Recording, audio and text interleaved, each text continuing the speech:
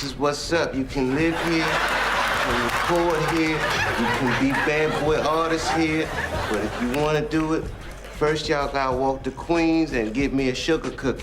He was like, nigga, I'll buy every house on your block, shut every light off on that, come out every time you come out that bitch, pop. So when another nigga tell you some shit like that, you like, get your animated ass out of here, goofy ass. You feel what I'm saying? When he tell you some shit like that, you go to picture him purchasing every house, you go to picturing every light on the block going on.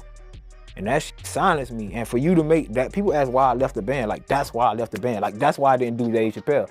He said, I'm a out. I'm gonna get them all on, and I'm gonna pimp their ass out to my... Y'all can't even listen to direction. Y'all can't even do y'all don't want to do. So you think that you gonna be in the music industry and be doing everything you want to do? You gonna get up when you want to get up, work as many hours? No, you gonna have to do a bunch of you don't want to do. You gotta be in a group, but don't go down with the stupidity. I'm proud to, sign y'all to the Bad Boy family. You ain't signing your life away, but you are signing into a contract. But it's like a marriage, you know what I'm saying? Make sure you want to do this. Make sure you have read the fine print. So Diddy just got hit with 2 more disturbing lawsuits from men who claim they were 10 and 17 when Diddy victimized them. And one of the accusers claims he was auditioning for Diddy's show Making the Band when the incident happened. On Monday, Texas attorney Tony Busby's law firm filed 2 new lawsuits in New York State Supreme Court, alleging that music superstar Sean Diddy Combs 2 underage boys in the early 2000s. And one of them was allegedly just 10 years old at the time.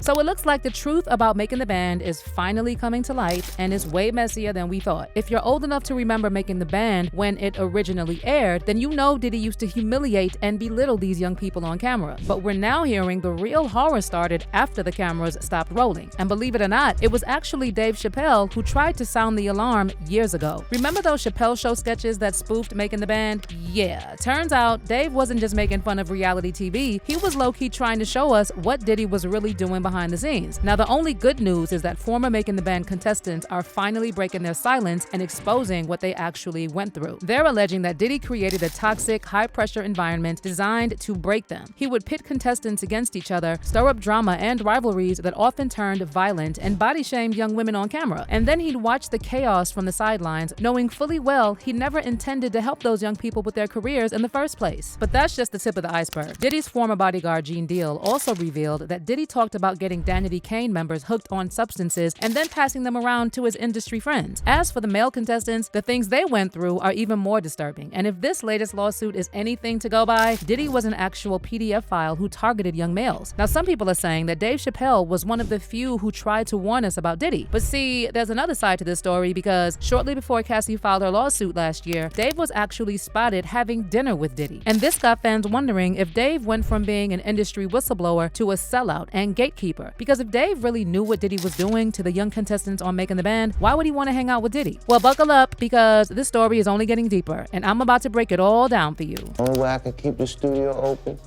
is if y'all go out and walk to northern New Jersey, give me a set of left-handed golf clubs. I also need you to take a picture with the midget holding these balloons.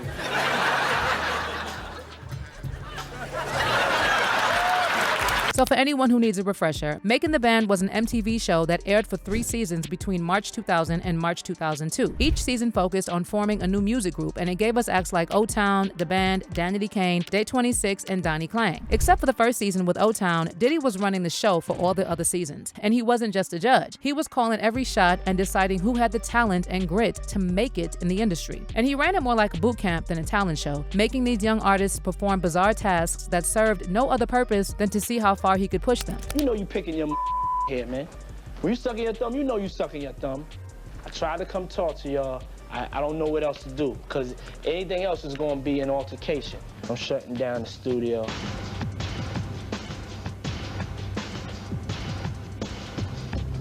Diddy would also make harsh comments about the contestants' physical appearance, especially about the weight of the girls on the show. You, Andrea, you look pleasantly plump here. When in person, you don't really look like this. I don't know if it's the way the picture was taken. I think it's the traffic cop. But also your hair, some of the hairstyles that I've seen, you look overly glamorous. like where it's just a lot of hair. It's a lot of fake hair, a lot of fake eyelashes, a lot of makeup. And we'll get to you in a second with that, Aubrey. But makeover is you, Aubrey. The reason why I wanted you to be in the group was because you have this natural hometown girl type of vibe, you know? And I've seen more hair on you than even, like, I didn't even know they sold this much hair. That's my feelings or thoughts on it. You have anything to say there on it? Juanita, what's your stomach looking like? For real, are you feeling a little sick? It's no secret, I'm built differently than these other girls. And if he didn't see that before, he really sees it now because it's 1 against 4. I'm a thick girl on the bottom. I'm working out, I'm running. I always feel thick next to these skinny chicks. You're like a burger away.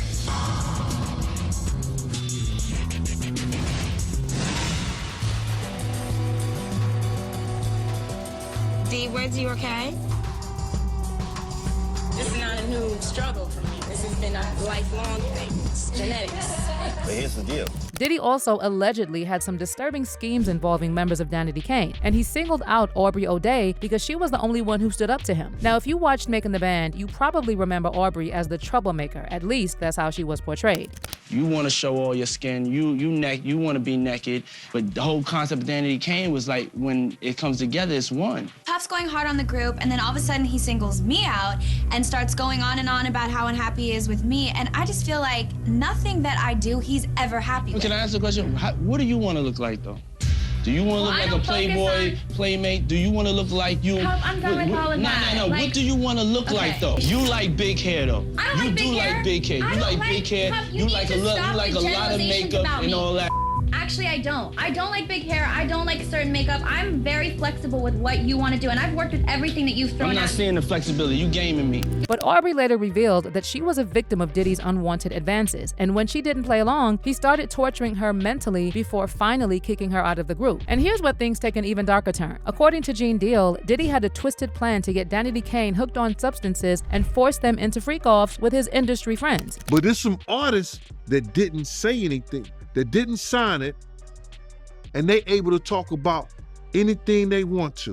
Now, remember that whole publicity stunt Diddy pulled weeks before Cassie's lawsuit dropped when he announced he was giving back publishing rights to former Bad Boy artists? His PR team spun it as a generous move. But looking back, it's pretty clear why he did this. He knew the lawsuit was coming and he was trying to get ahead of it. So around the same time, reports came out that Diddy had his artists sign new NDAs, essentially barring them from ever talking about their time with him or anything Bad Boy related. And Aubrey O'Day was one of the artists he offered an NDA. But instead of signing and staying quiet, Aubrey went on the Only Stands podcast and spilled exactly what the NDA said. Made that network one of them that they have never played in one rerun. Not one rerun. So I'd like to know why, and if it has something to do with Diddy, then again, what I'm wondering is when the deal is, when this benevolent man who's just now had a change of heart and has decided to pay us as talent and also as writers, we're credited with publishing. So basically, we only get the amounts due since Sony bought our catalog. Okay. So streaming for the past couple years, it's about $800, $900, some in the hundreds, okay? And in order to get that, I have to release him for any claims or wrongdoings or actions prior to the date of the release. I have to sign an NDA that I will never disparage Puff, Bad Boy, Janice Combs, or Justin Combs' music, or EMI, or Sony ever in public. So that you just got recently for this thing? I got it a few months ago when he started doing this. Aubrey also revealed that she warned her fellow Danity Kane members to steer clear of any documents coming from Diddy because the money they'd get from the publishing wasn't even worth it. And plus, she felt Diddy's intentions were anything but sincere. It's hundreds of dollars. And me as somebody that's a girl's girl, I hit everyone in my group and said, absolutely do not take this deal. I can get us a show on Hulu right now and talking about boy bands and girl bands, because you have to realize there's a two handfuls, music where there were gatekeepers, there were people that owned labels like Puff running things, and the way that the divisions and the divisiveness occurred and the things that we experienced between each other and us against the system are insane. And most people that have had to go through those types of things, like the real ways the Kardashians got to where they got, Ray J tried exposing a lot of that. Okay, now let's switch gears and talk about the male victims. Freddy P, another former contestant on Making the Band, recently came forward with shocking details about just how twisted Diddy's behavior really was. Freddy was part of the hip-hop group The Band, which was formed in 2002, and briefly signed to Bad Boy Entertainment. The group included 2 girls and 4 guys, and their journey was documented for 3 seasons of Making the Band too. But behind the scenes, Diddy subjected these young artists to mental and emotional torture. He would humiliate them with cruel tasks, including that infamous episode when Diddy made the group walk from Midtown Manhattan to Brooklyn just to pick up a cheesecake. All right, that's good. I was expecting to get here and go straight to work, get straight in the studio, working with Puff. What y'all did yesterday? Stayed in the room. Y'all need to see New York. Y'all really ain't really get to see the city, really. You need that vehicle. Yeah, I told you it's gonna be rough this weekend. I want. You get a vehicle home, possibly. You could possibly, I'm starving too. You know something? I want me a piece of cheesecake. Yeah, and y'all can walk from here, get the cheesecake, see the city, enjoy the sights, would you? Show them around. Word fun, my cheesecake is in the least bit soft or brittle or not on point, your will go back. The drive, the intensity, the one. Somebody's mental capacity breaks at a certain point. I need to see it now. I want to see it when I'm 2 million in. There's things in life that ain't gonna be fair, and this is one of them. Get your faces right. This wild cheesecake moment later became a classic skit on The Chappelle Show, and Dave played both Diddy and the band member Dylan. This is what's up. You can live here, you can record here, you can be bad boy artists here, but if you want to do it, first y'all gotta walk to Queens and get me a sugar cookie. A sugar cookie, man. This is crazy. We out. Come on, man. Bad boy. I want you to turn daddy out of hit, but I need you to be a family unit and love each other. This will never work. That's right, man. That's right. Go out there and get daddy a hit. I'm gonna take a nap.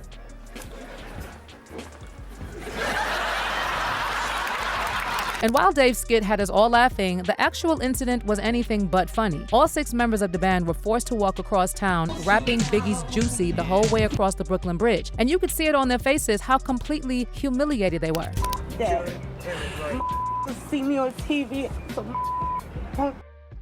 it's crazy. If I walk to Brooklyn, I'm going home.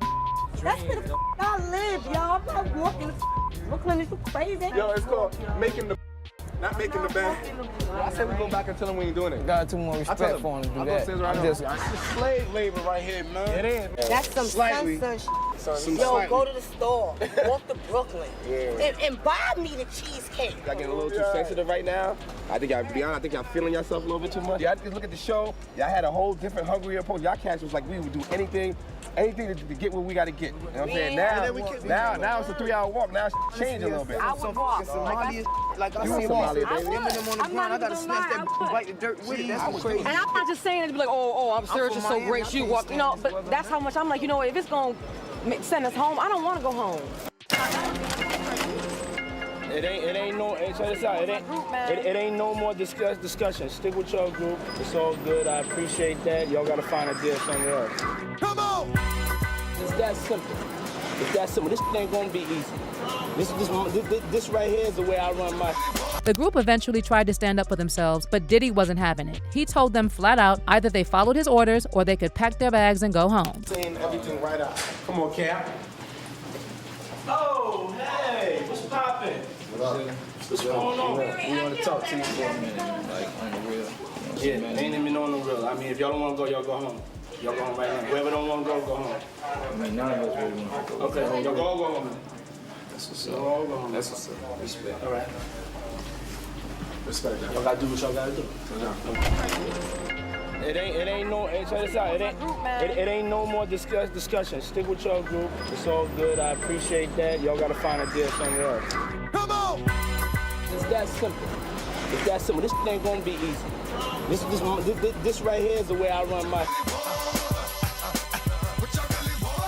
I'm gonna be up in here making hits. I'm here. Ain't gonna stop. This y'all decision on your lives. If y'all bucking on this little right here, I definitely don't wanna with y'all. Niggas want this man, but we was just on the tip like you was trying to put us out there like all the way to Brooklyn, like, you know what I'm saying? I don't really care however you took it or whatever went through your mind. It was a mission that had to be done. All this psychological, that's ego. So the ego's in your way. So the ego made the decision. Do your thing, man. Don't sit here and be talking about it, man. Be fly about it. Get your swag on, walk that way. Your is that way, do it. If you want to think about it, or if you ain't gonna walk that way, walk to Brooklyn and be happy about it. Diddy also tried to spin his behavior by saying he was just preparing the group for the tough realities of the music industry. But it was obvious it was all about his ego and power trip. See how y'all feel as a group. It's not about me trying to do a mean-spirited initiation, hazing act to them. It's a bigger picture to it. In the world of music, I gotta get up every day and do a bunch of that I don't wanna do. I gotta bite my tongue and I gotta do it with a smile on my face. But I do want some cheesecake. Oh, and get this, when the group finally got back to the Bad Boy headquarters with the cheesecake, they found out Diddy had already left. It was like the whole thing was just about humiliating them and not about the task at all. As for Freddy P, he wasn't having it from the start. He knew something was off about Diddy's whole plan, and he could already tell they were going to clash eventually. And guess what? He was right. Take your time, enjoy it. You ain't really got nothing else to do. Fred, you all right? Fred, yeah, you all right? Fred, I'm good. This dude must be crazy. Fast forward to now, and Freddy P is finally opening up about his time on Making the Band with some jaw-dropping claims. He recently sat down with the Art of Dialogue and revealed that he actually left the group after Diddy threatened his life. Freddie said that after leaving the show, he had run-ins with both Diddy and former Bad Boy president Harv Pierre, and they both threatened him. What's crazy to me, man, is some of the names that's popping on. I see Harv. Y'all don't know who Harv Pierre is, I do. This a nigga who like me and this nigga done had real like words to words. Like me and them niggas done went through real, yeah. Like me and the nigga Diddy, you know what I'm saying? Nigga Diddy threatened me. According to Freddie, Diddy straight up told him that he had the power to have him deleted off the face of the earth. And Freddie knew Diddy meant it literally. That's when Freddie finally snapped at Diddy, and from there, things quickly spiraled out of control. And what's so crazy is, if a nigga threaten you like this, right? You laugh at a nigga like, man, get your funny ass from by me, boy. I'm gonna shoot you in your, you know what I'm saying? This nigga threaten you, it hit different. You hear what I'm saying? Like, and I'm a gangster. Like, I done been in real, I done seen it. I ain't gotta talk about him. To tell you, ain't nothing he can show me that I ain't seen. You get what I'm saying? So, when he said this to me, it hit a nerve. I'm just frustrated with a lot of shit that's going on. Anyway, we get in a situation. We in front of everybody. Nick like, he was like, man, money, Freddie explained that he knew Diddy didn't just throw out an empty threat. He told him he was powerful enough to buy the entire street Freddie lived on, cut off the electricity, and then set it up so that every time Freddie left his house, he'd be shot at. He was like, nigga, I'll buy every house on your block. Shut every light off on that. When you come out, every time you come out that part. So when another nigga tell you like that, you like, get your animated ass out of here, goofy ass. You feel what I'm saying? When he tell you some shit like that, you go to picture him purchasing every house. You go to picturing every light on the block going off. And that shit silenced me. And for you to make that, people ask why I left the band. Like, that's why I left the band. Like, that's why I didn't do Dave Chappelle. Like, we got into that. My next time I got the chance to go home, because I had to, you know, you're a gangster. It's like, you know, when you ain't got your gun on, you got to play it off sometimes. So I had to play it off. I tried to, man, listen, I don't even want to talk. It's because I don't know statute of limitations and stuff like that. But I tried to get his pussy. You feel what I'm saying? Like, he didn't know he was threatened. I'm pretty sure he know now. You know, he probably done been living in Miami long enough. He know now who he was threatening. He know how I'm rocking. But at that time, you know what I'm saying?